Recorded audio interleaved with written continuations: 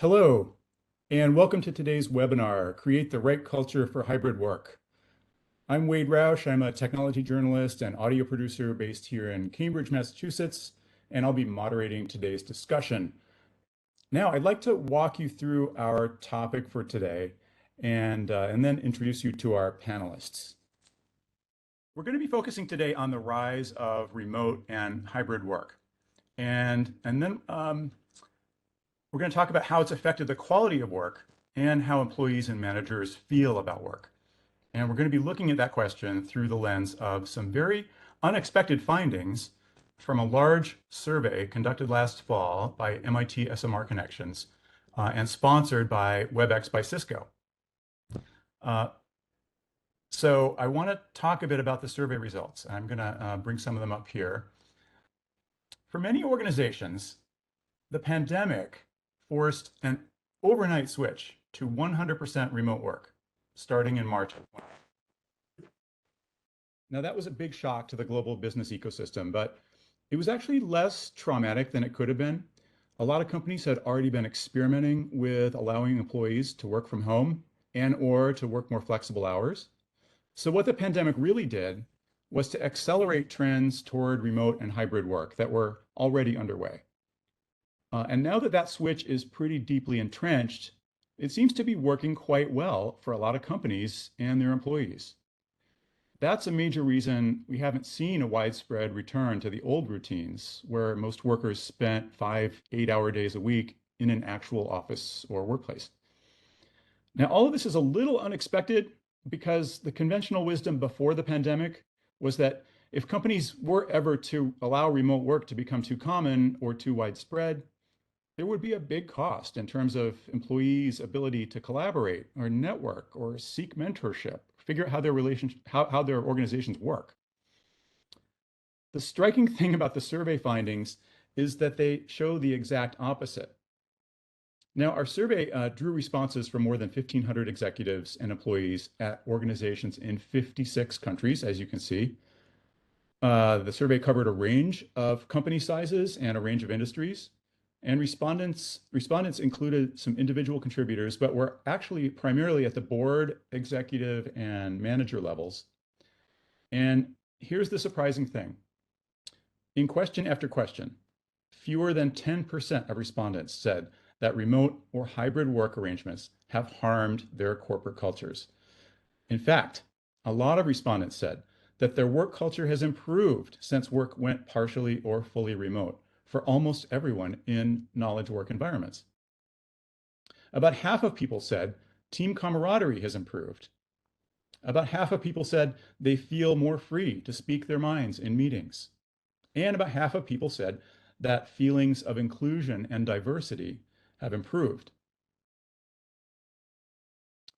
There's also a perception that senior leaders have actually done a pretty good job of managing the transition to remote and hybrid work.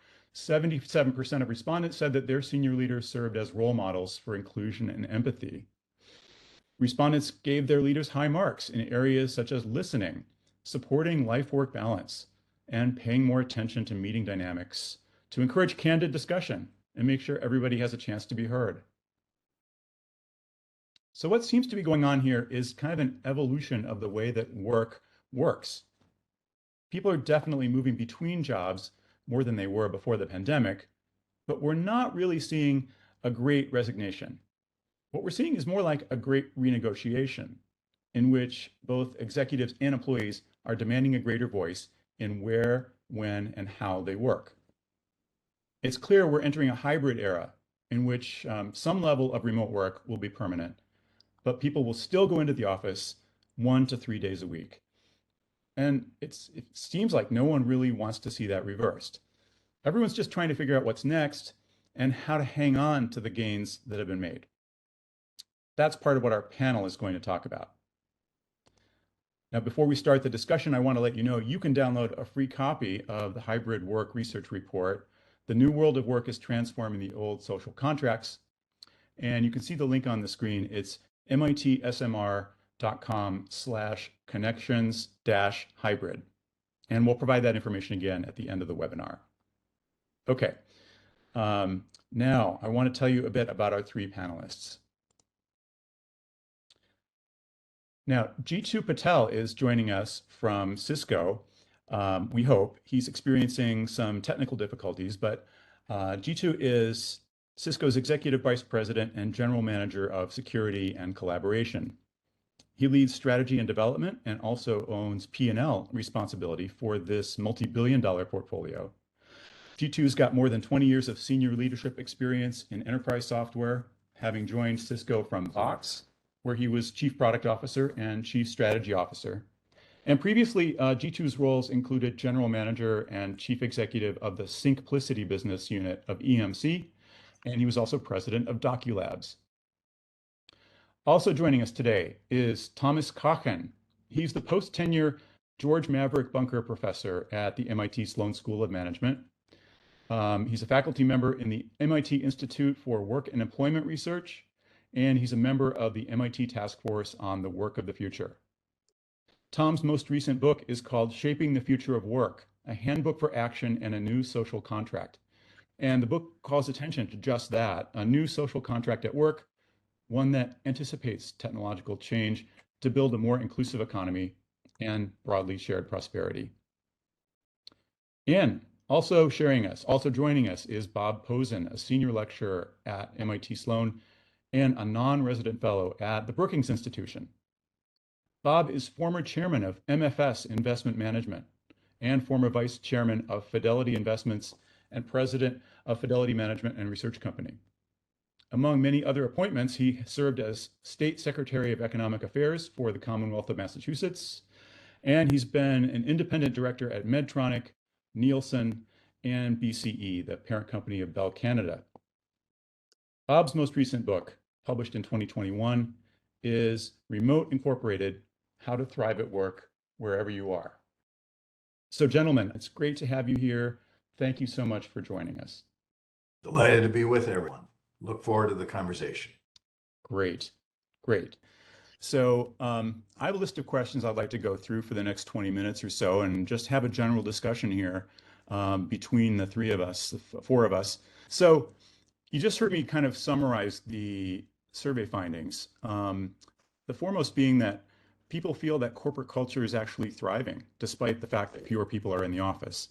And in a way, that feels surprising and counterintuitive to me. And I just want to invite the three of you to kind of start unpacking that finding. Feel free to take issue with it if you are skeptical. But I'd like to figure out like why this might be happening and what evidence you've seen for and against that particular sense that people seem to have. G2, do you want to start? Sure. Yeah. If you really think about it, the remote work itself and the culture related to remote work, basically what it's done is made the world a little bit more inclusive than what it used to be, because geography is no longer a barrier for participating in the global economy. And that's actually the positive side of remote work, is that people from a village in Bangladesh can now have the same level of access to opportunity theoretically as someone in the heart of Silicon Valley. The challenge though still is that our people's mental models attuned to this when it comes to making sure that folks are going to be able to participate in an even manner regardless of geography. And what I think the anticipation was is that there's going to be a fair amount of reservation that would be the case. But in fact, what's happened is more and more people feel like they've actually been feeling more inclusive when they work remotely than they have even otherwise. And that the world's getting to be a smaller place as a result of this kind of working from anywhere movement that's happening. But what we think is going to happen as the next big phase is people work in a mixed mode and hybrid. And I think hybrid is going to be harder when everyone worked at home or when everyone worked at the office.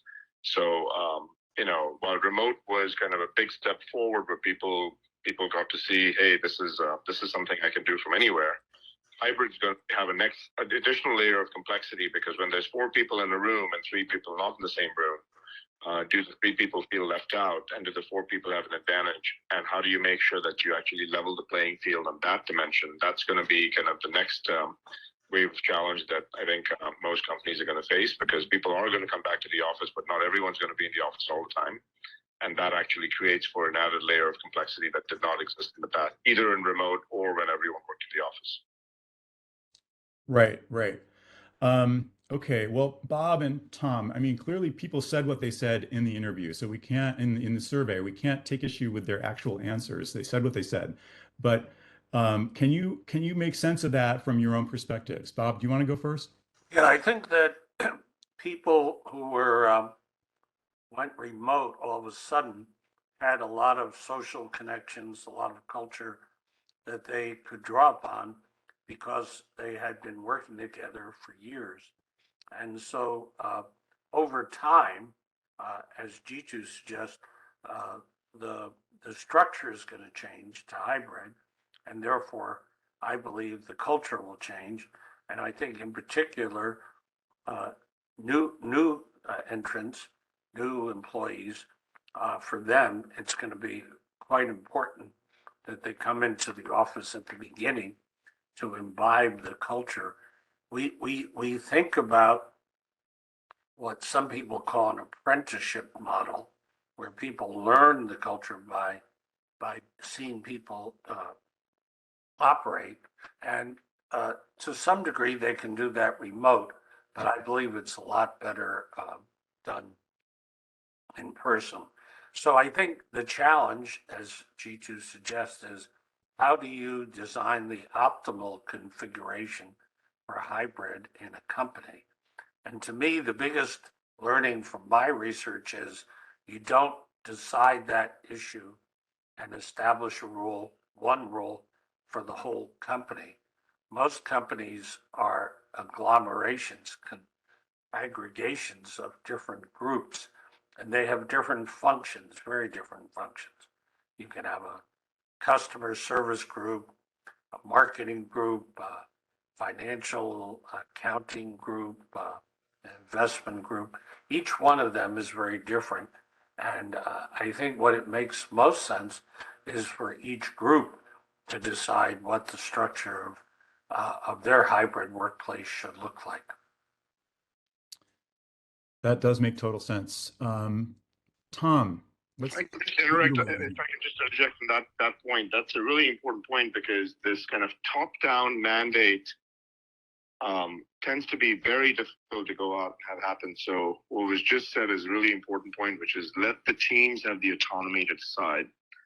That's actually, frankly, how Cisco has done it. And each team and the team leader and the team actually collectively decides on how they're going to work, and they set their own norms, and that actually gives them the autonomy, but also makes sure that there's a level of congruence in thinking for that team on how they're going to operate. Totally. Let me build on both G2 and Bob's points, because I agree that we may feel quite good about where we are today, but we have to think about the dynamics of moving forward with hybrid work. The top-down management of determining it, obviously, is over, and so I agree with that point. The second thing is about the new people coming in. As the organizational changes happen and new generations come in, young people as well as more experienced people, because we hire talent at all levels. That's where the real question of how do they absorb what's going on, how do they get things done, how do they communicate with people outside of their team, and where do they go for solving problems.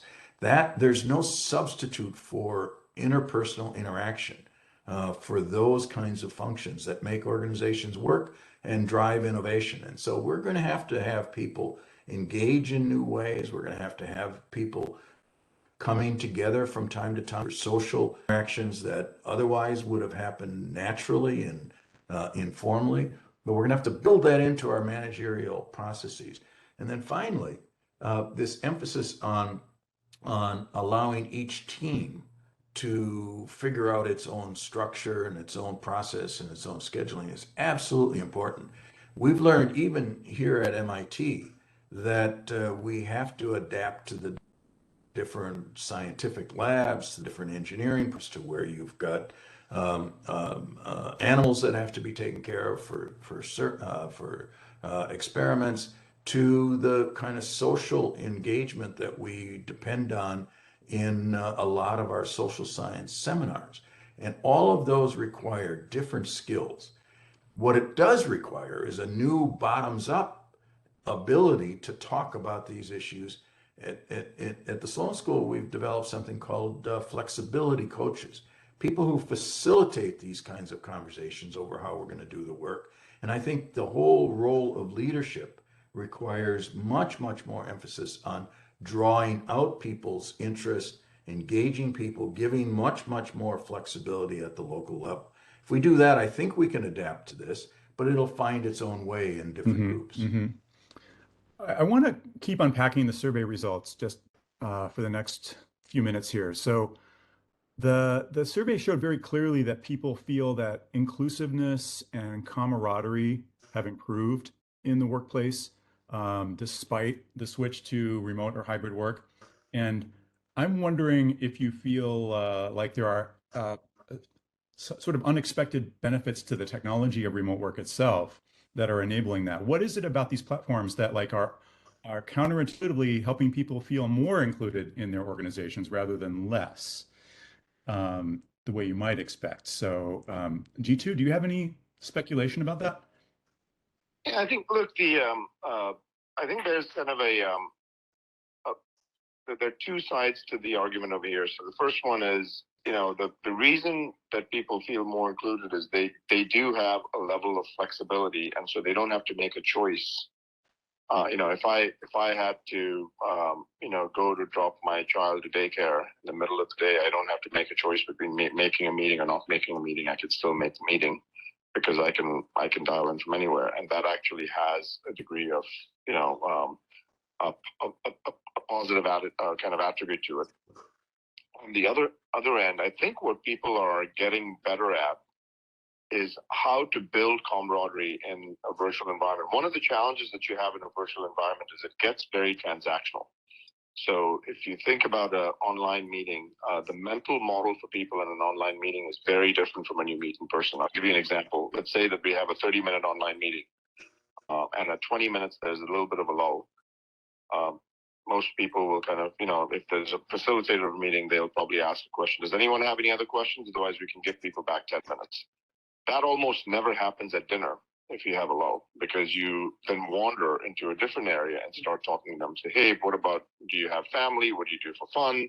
And that level of wandering creates a degree of context that you tend to miss in virtual meetings.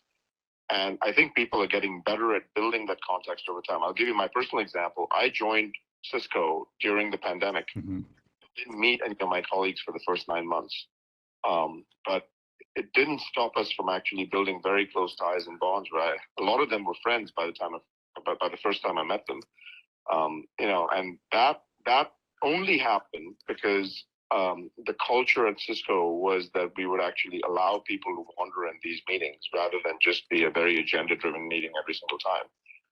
And so I would sit down with some of my colleagues for in the evening, and she'd get a glass of wine, I'd get something, and we'd just sit down and kind of chit-chat. And that actually has a huge amount of benefit, because if you can do that, then the downside of virtual meetings, which have a transactive property, goes away. And then the upside, which is you've got an enormous amount of flexibility, then allows for, greater kind of camaraderie, feeling more inclusive, not feeling left out, so on and so forth. Bob and Tom, do you feel like there are things leaders can do to preserve that flexibility and also make sure their organizations are still effective and everybody's getting their work done? Well, I think that one of the things leaders can do is set some ground rules for the team, like when they're expected to be on, how soon they're expected to respond to emails or Slack channels. And I think that if a leader can set those ground rules, and everybody will feel much more comfortable as part of the group. But I think if a leader wants to promote camaraderie, I think one of the things I'd like to see in a remote environment is for a leader to have one-on-ones with members of his or her team, because people tend to feel a little isolated, and a proactive leader who can reach out to people and really have relationships, that's really important in the remote environment. And lastly, I think we've seen a lot of team leaders be creative and create games, virtual wine tasting, all sorts of things. And those are really good at creating camaraderie by having group activities that are not totally on business items. Mm-hmm. That's actually, by the way, a really important point. Just if I can just interject over there for a second. If you think about icebreakers, and when you, especially as the meetings get larger, getting people engaged and feeling like they're participating in a meeting while still, so it doesn't feel like a lecture and feels like a conversation, is extremely important. So when you have a large meeting, for example, if we have a meeting with my all hands, I have about 12,000, 13,000 people on the team. How do you make sure that you get them engaged? You engage the sentiment of the team, and having an icebreaker on Slido, like, how are you feeling today, before you get started, can give you a lot of context. So I think all we're trying to do in virtual meetings is increase the amount of context that people have, that you would automatically assume that you have in an in-person meeting, but you somehow tend to miss in a virtual meeting because of the nature of the way that people treat a virtual meeting. And that's the piece that actually, once you unlock, there's a huge amount of upside that you see with virtual meetings. Yeah, let me give you a couple of very concrete suggestions that we've learned, particularly as we brought in larger numbers in seminars and discussions. First of all, a leader can't just think that she or he is going to lead the discussion. Much, much more of a role of a facilitator of those discussions. You've got to draw out the quiet people. You've got to turn to groups. Now, this is good group dynamics and leadership in groups in general, but in this environment, if we aren't listening, watching, and checking on people who are only marginally engaged, then we're going to lose them. And maybe we lose them because they're not interested, or they're multitasking, or they just don't feel comfortable raising their hand or voices. But we've got to facilitate that, be sensitive to that even more than we have been. And in a room, you can see it. You can see it in body language. You can't see it as easily in Zoom, so you have to be much more explicit about seeing that as one's role as a leader and a facilitator. Number two, we have to use all of the tools of this technology. And that is one of the ways in which we get people to speak up is we have breakout groups, small groups. So we go from, God help us, 13,000, but we go from what we have here, 450 people or so online, to small groups where 3, 4, 5, 6 people are talking about the issues, and then you get feedback. Now that's really critical, and it's what we do in the classroom. It's what we have to do in the hybrid model. And number 3 is we have to be sensitive to those people who are not participating. And that's where this idea of a one-on-one, where a leader does have to reach out to someone and say, gee, I noticed that we haven't really gotten your voice into these discussions. What can we do to really encourage you? And make sure that individuals are being held accountable for contributing, but that we are sensitive to those who are not so fully engaged. Otherwise, we're going to break into a frequently participative group, and then a marginal group, and that's a ticket to disaster. Yeah. Well, I want to ask a question that relates to that marginality. But first, I want to remind the audience that if you want to send us questions, you can do that by just emailing your question to Ann Stewart. She's at astewart@mit.edu. That's ASTUART@mit.edu. And if you send her your questions, she will send them to me, and I'll be able to relay them to our panelists in just a few minutes. So, You know, G2, you were talking about how you started at Cisco during the pandemic and you didn't see any of your colleagues face to face for quite a while. That worked out okay for you, but you're a senior executive. You've been doing this for a while. This isn't your first rodeo. I'm wondering what happens for people from different generations, particularly young people who are maybe coming into their first job um, and are not getting as much face-to-face interaction. How do they acculturate? How do they learn about the tacit ways that work actually gets done in their organizations? Are they figuring out Yeah, workarounds for doing that in virtual environments? And maybe more to the point, what can leaders do to make sure that that's not a big problem? yeah, that's a great question. And by the way, it is harder for people earlier in career because you just don't have the patterns sorted out. And like for example, if it's your first job and you don't really know how it works and how do you kind of navigate the organization, it's much harder to do in a first job than when you've had a few of these under your belt. So I do believe that it does differ from job to job, generation to generation, company to company, geography to geography as well. And so there is, like, I don't think we're out of the woods on that front yet, where everything's hunky dory for every single kind of job and kind of you know maturity level of a candidate. However, what are the kind of things that you can do to solve for that? I think the this notion of hybrid has some promise in the sense that it basically just flips the model. So basically, what hybrid says is instead of coming into work, so that into the office, so I can get work done at my desk or cubicle. What we're going to do is use the office for team building events and socialization and things of that nature. And then make sure that when heads down work needs to be done, you can actually do it in the place that you're most comfortable with. That could be the office if you don't have a kind of physical environment with the level of privacy at home, or it could be working from home or someplace else. And so, for example, what we've started doing is having many more offsites where, in fact, the reason I'm in a hotel room right now is because we are at an offsite for my security team today. And that's super important to get because once you have those offsites, it allows you to make sure that people get to, the things where people need to work together and collaborate.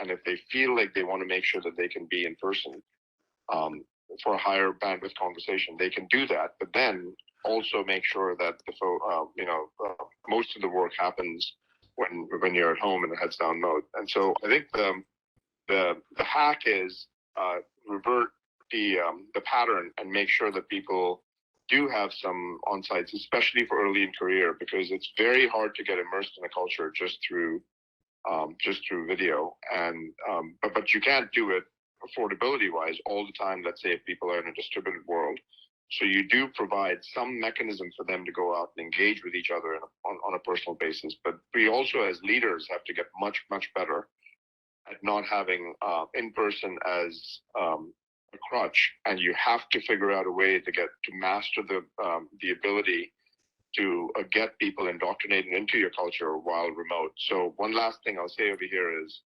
just like, if you think about political leaders of different times, they had to master the medium. So if you were running for president of the US at different times, you had to master,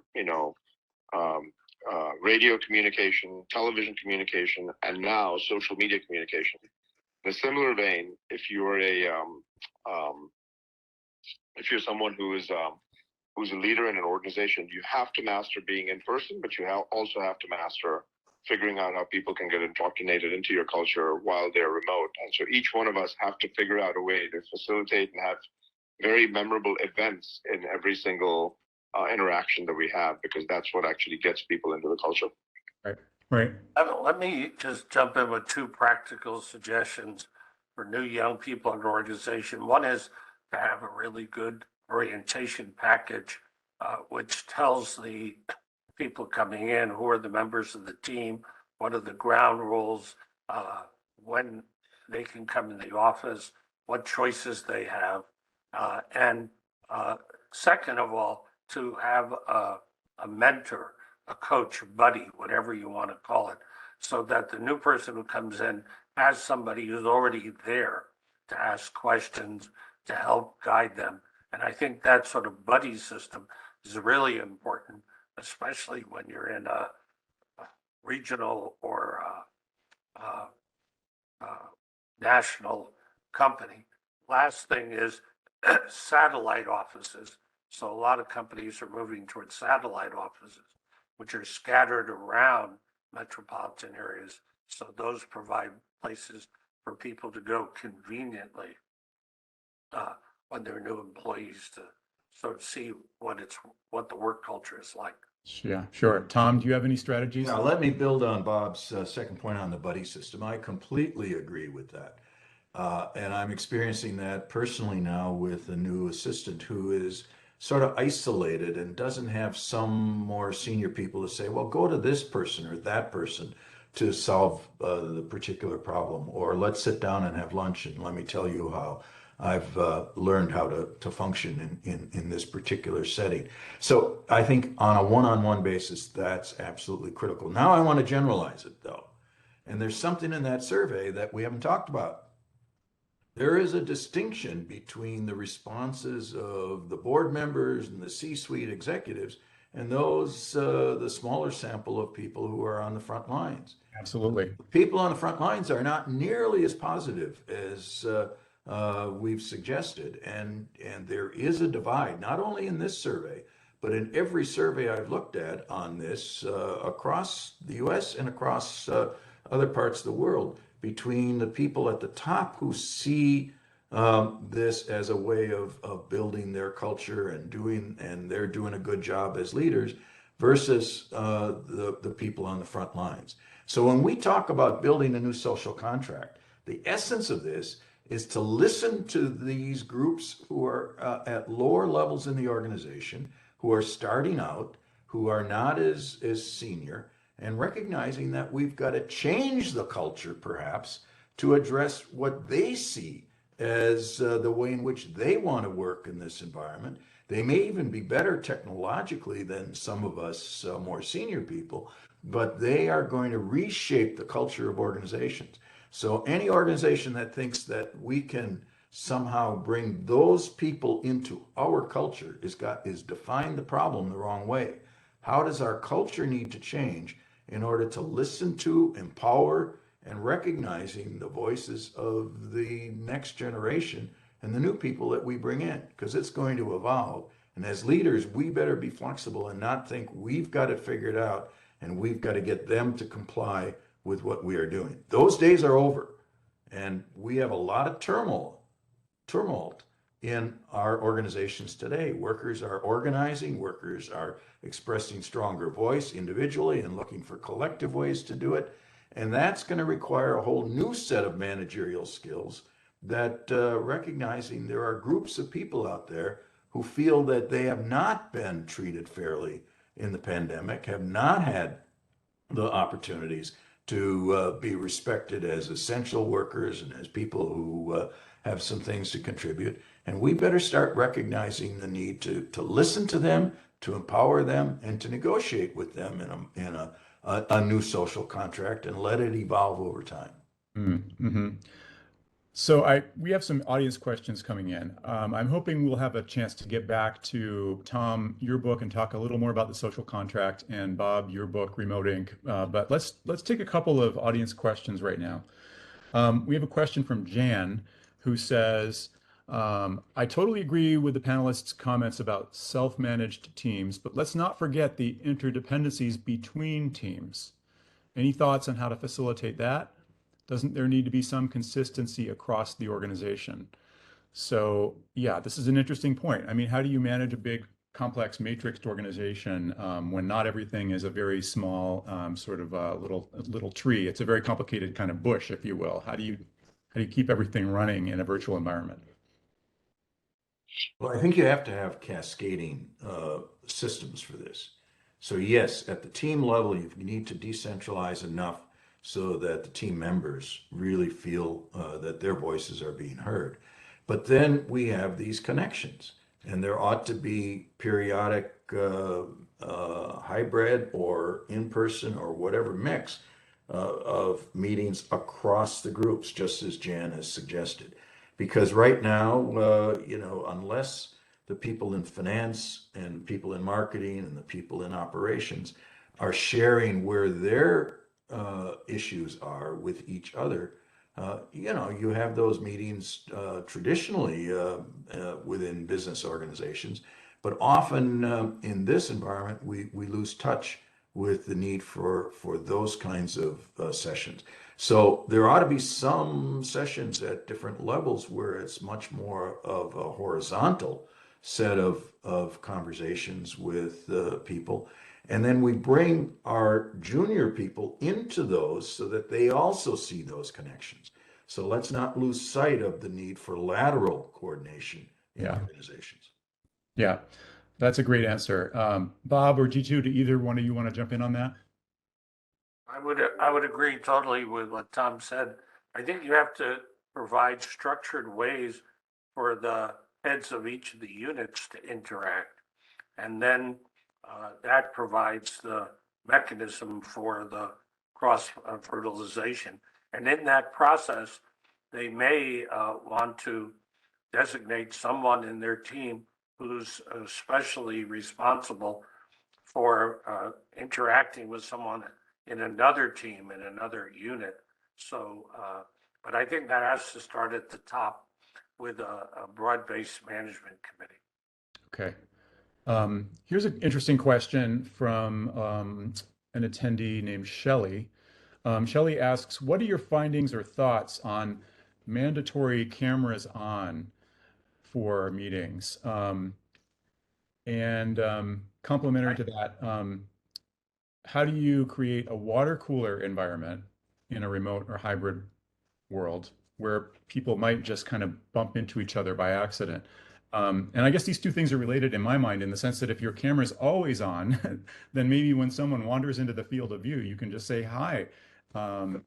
Sort of the way some Cisco equipped companies leave their virtual conference rooms running basically all day long, and whoever wanders into the room may have a random encounter with somebody at the other end of the conferencing system, right?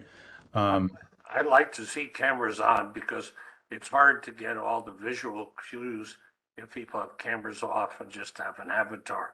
Obviously, if people have to eat lunch or go to the ladies' room or men's room, that's a different story. But I think in general, it's good to have cameras on. How do you promote the water cooler feeling?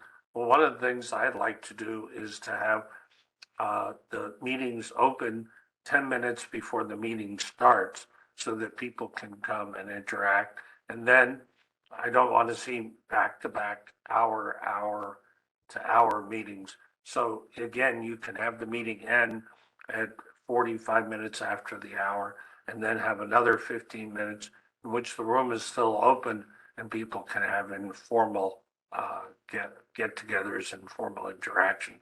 So I think you can do that both before and after the meeting. Mm-hmm, mm-hmm. Yeah, Shelley brings up a good point, and this is a point that we talk about a fair amount about internally as well. So if you think about high bandwidth communication, there's so much that happens with nonverbal cues that if as a norm you said, okay, we're going to give, if for a company like us where there's complete flexibility on how frequently you can come into the office or not, depending on what team you're in or whatever the team has decided, it gets to be very hard if people say, I'm going to just keep the cameras turned off, because then you miss out on all of the nonverbal signals that actually create context, that create a level of bonding, that allow people to go out and communicate effectively with each other. Now, there are times when, you might have to make sure that you make exception. There's, there are people who might have very good reason to say, I'm going to turn off my camera for whatever the reason might be. But as a norm, if you now get into a culture where most people turn off their cameras, which is what actually it used to be prior to COVID, where most people used to keep their cameras turned off, what you miss out a fair amount with that then no longer becomes a sustainable mechanism for people to work in a remote capacity, on a sustained basis, because now you're just not building the level of connection with the people that you need to make sure that you interact with every day. The beauty about if you keep now, by the way, you can't ignore the fact that keeping a camera on 8 to 10 hours a day can be fatiguing and exhausting. So you have to space out your meetings. But if you literally are not keeping your camera on for majority of the time, don't be surprised if the quality of interaction that you're going to have with your coworkers is different. And the way that we think about this is you should almost forget whether or not you've met someone in person, because the engagement and the conversations was so immersive when when you actually did meet virtually, that it felt as though you were in person. And so that requires, unfortunately, the camera to be on. Now, that there's always exceptions to those rules, but as a norm, I'm a big believer the camera on is actually meaningfully additive to the way in which people engage with each other. Great, great. Let's talk books. Bob, this is a question for you. In Remote Inc., you talk about the idea that success in remote work requires that employees start to think of themselves as what you call a business of one. And I think that's a fascinating concept, and I just wanted to let you expand on it a bit more. Yeah, business of one means that you think of yourself as if you own your own small business. So your relationship with the boss is very different. You're not expecting your boss just to give you detailed instructions and detailed directions about what you're going to do every day. Rather, your boss sets objectives. Your boss knows what the organization wants, but then it's up to you to negotiate what we call success metrics with your boss. And then when you have those success metrics to know, well, here's what my deliverables are going to be at the end of the project or the month or the week, then it's up to you when and where and how you work. So that's what it's your control of your own resources, your own time. It's that autonomy that increases your job satisfaction and increases your productivity. So if you can induce that attitude of a business of one, where all the employees are sort of more like running their own business, they take deliverables and objectives, but then it's up to them how they do it. That's a great way to have remote workers operate.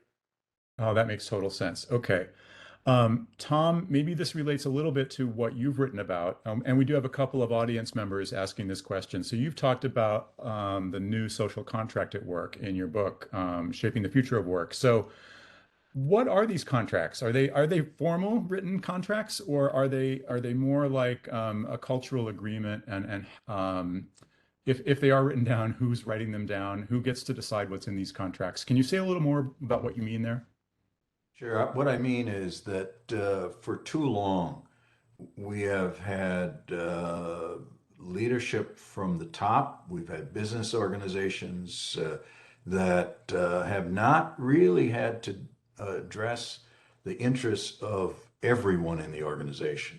That's why the growth of inclusion, equity, diversity has become so vibrant and so essential today.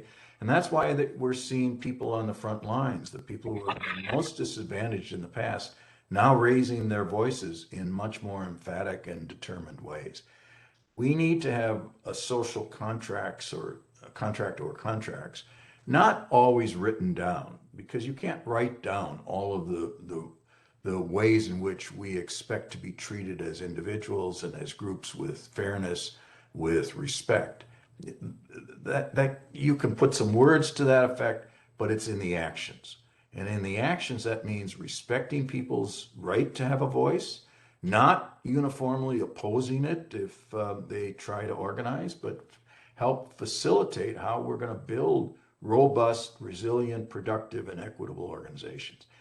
We're in a different world today. It's evolving. We have so many divisions in our societies.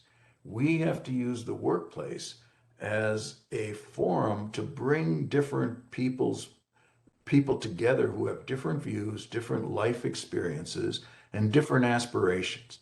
And that's the challenge of management. And I don't think we have emphasized that enough in our own educational systems, in our own business schools, in our corporations, because there hasn't been power from below for so long. And so now I think this technology is, I think, as the survey has shown, can be an equalizing technology because it can empower some people who feel left out or who have been reluctant to speak up. And they're going to find new ways to coalesce with each other. And so we need to harness that energy and that the technology allows us, but we have to do it with respect. And we have to recognize that empowering people from below can strengthen our organizations. That's a mindset.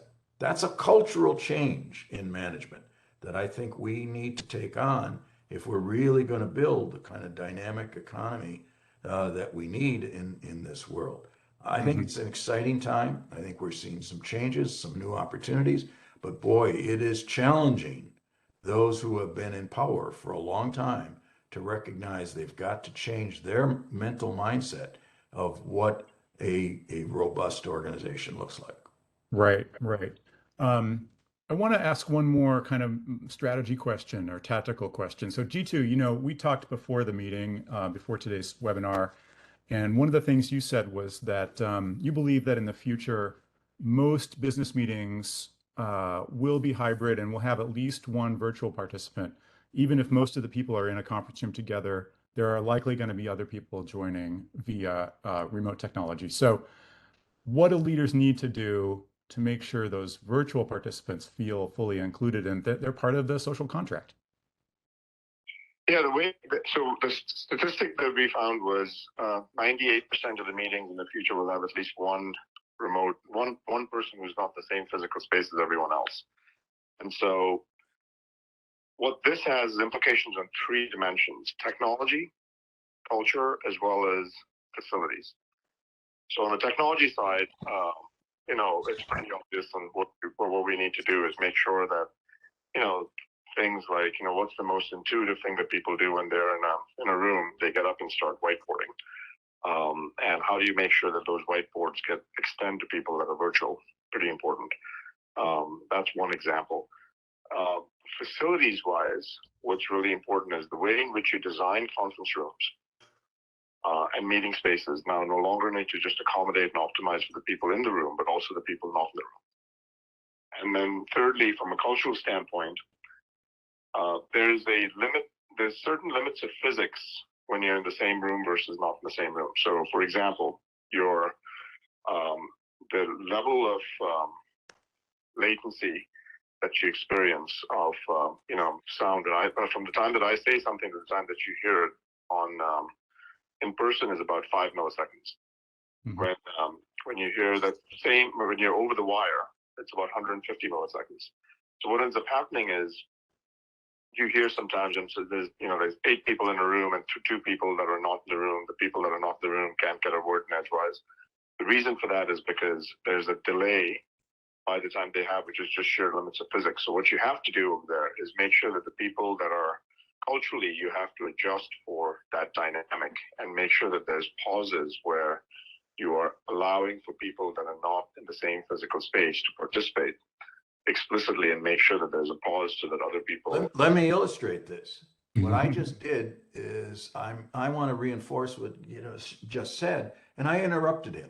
Now in a room, I can do that by nodding, and I can do that by motioning, and I can do it also by interrupting and say, boy, that's really an important point, or I have a different point of view on that.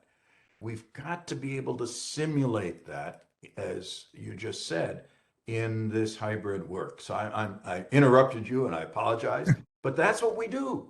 And that's where creative tensions and creative reinforcement and a sense of consensus, or a sense of, hey, we got more work to do, comes from when we can do that. So we've got to be able to simulate that. But I think that a lot of time junior people might feel a little reluctant to interrupt senior people. So that's where the meeting leader really needs to draw out the younger people and give them a chance to talk. And when there are people who are outside the meeting room, as Chichu suggests, again, we've got to give them special permission. We've got to be sensitive to them and bring them in and give them an opportunity to talk. Right, right. Okay. We're gonna go 1 or 2 minutes past our planned stop time, and we're gonna finish with a lightning round question. Try to make your answers super short. The lightning round question is this: what's the one thing companies need to do to make sure that hybrid and remote work succeeds in the future? Bob, do you want to go first? Okay, I think they need to set up very clear success metrics for their team so that their team knows not just the general objective, but what actually they're supposed to produce at the end of the week or the month, the project. So that has to be a lot clearer when you have hybrid work, because you can't sort of muddle through it. G2? If you're a leader of the meeting, engage or encourage participation. If you're a participant in the meeting, make sure that you don't stay quiet and actually, speak your bit. I think those two aspects will actually create for a more interactive environment, a more inclusive one. Okay. Tom? Well, I'm gonna channel a very respected senior colleague of mine, Ed Shine. He said in every group meeting, you should have someone who is being responsible for managing the process, thinking about it, listening, and intervening, as I simulated a minute or two ago, and saying somebody's voice is not being heard. Let's hear from Bob, or let's hear from Wade. And I think you ought to always assign someone to be conscious of this, both in individual meetings, but you should have someone in your organization who is monitoring this and is getting feedback from all groups about how this is going. Not just surveys of senior people, but getting all those voices and making sure that we're getting the right feedback. Then I think we can make progress, and we'll all learn how to do this better. All right. Sounds great. This has been a wonderful discussion. We're out of time, so let's turn off our webcams now. I want to say thank you to all of our panelists, G2 Patel, Tom Cochen, and Bob Posen. You were all terrific. I really enjoyed this discussion. And also thank you to our audience today for mailing in your questions, which were great. Please remember, you can download the report, The New World of Work is Transforming the Old Social Contracts, at mitsmr.com/connections-hybrid. A final thank you to our sponsor, WebEx by Cisco, for making this event possible today. Thank you, everyone. This was a really fun session. I enjoyed it. Hope you did too. Thanks and have a great week. Take care.